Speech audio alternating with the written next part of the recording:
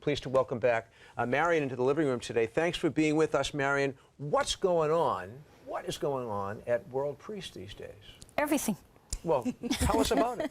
It's electric. It's electric. No, the World Priest Global Apostolate is literally a personal response to a personal vocation that I received in Eucharistic adoration back in January 1994. And because of that inspiration, you have grown this apostolate really to be a global entity. Absolutely, absolutely. And the inspiration was, as I said, was to promote the priesthood at any price. And as I said, that being in literally Eucharistic adoration time.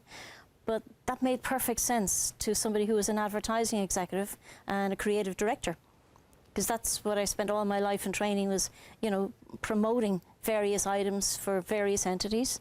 But to hear the vocation to promote the priesthood at any price was absolutely wonderful. So it took quite a bit of discerning and discernment and, you know, working out the best path, road to begin to respond to that vocation. So it was really, it really sprung off in 2002 when St. John Paul announced that from heretofore, the feast on the Feast of the Sacred Heart was to be the World Day of Prayer for the sanctification of priests. So that was my cue. That was it. I was away. Because I couldn't understand why we didn't have a day, you know, for people to pray for priests. So we did a lot of work on that. We did a lot of promotional campaigns around the world, both national and global. And so suddenly the World Priest Apostolate was coming together as a not-for-profit in Ireland and not-for-profit in the United States. And so, as I said, it grew and grew. This website was built, the advertising campaigns took place, the reaction and the feedback was absolutely fabulous. So World Priest was getting bigger and bigger and bigger and bigger. And we were saying, well, hold on, World Priest is there to uphold the dignity, beauty and gift of the priesthood of Jesus Christ to humanity.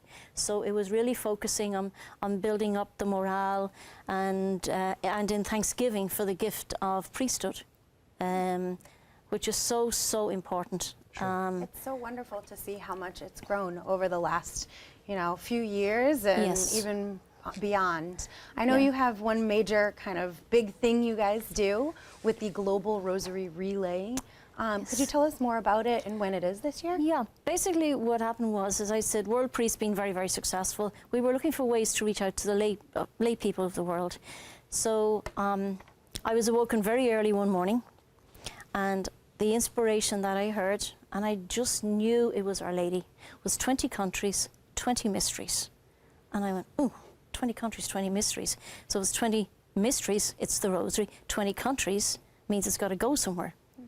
So that basically quite quickly gave the seedbed to the first ever Global Rosary Relay for the sanctification of priests.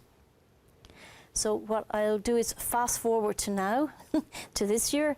We're on the threshold now of our 10th anniversary. Wonderful. And this year was spectacular. As I said, it's on the Feast of the Sacred Heart each year. So if people want to check dates, they can plan ahead.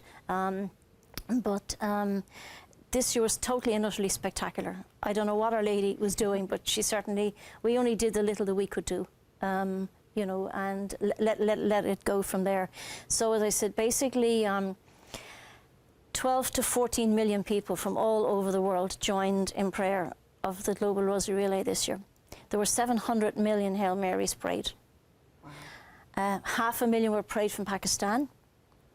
It began in Korea, where they prayed the joyful mysteries, and then they spiritually sent the rosary on to Siberia, where Father Shields picks up there, and he said, we've just received the joyful mysteries, and now we'll pass them on to China. So it goes to China, to Vietnam, to Singapore, to Dubai, and all over Europe, Lourdes, Fatima, as I said, Pakistan, to all over the United States, Central America, South America, California, Hollywood, Speaking of Hawaii. Hollywood, I can't help but think of the Venerable Father Patrick Peyton. He has a special place in your heart too, doesn't he? He sure does. It just so happened, I didn't plan it, it just happened, that when I was 2 days old, Father Peyton blessed me. Wow. So he was the first priest to give me a blessing before I was even baptized. So I just feel very, very connected with Venerable Patrick Peyton. Famed rosary priest. Yes. And he's very special to us around here. So the website is worldpriest.com. Yes. And if people go there, they can join in this global apostolate to support priests throughout the They basically can go to all the listings of all the shrines.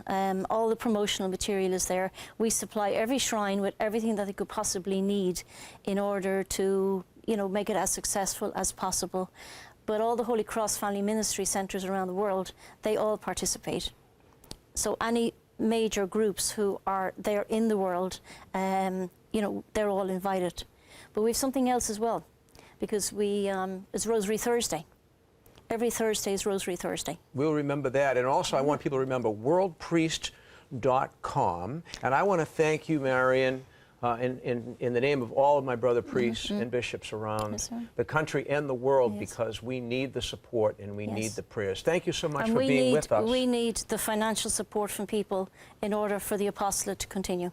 And they can help out at worldpriest.com. Yes, we really seriously appeal. I mean, to have such a wonderful event lacking support, we really need help.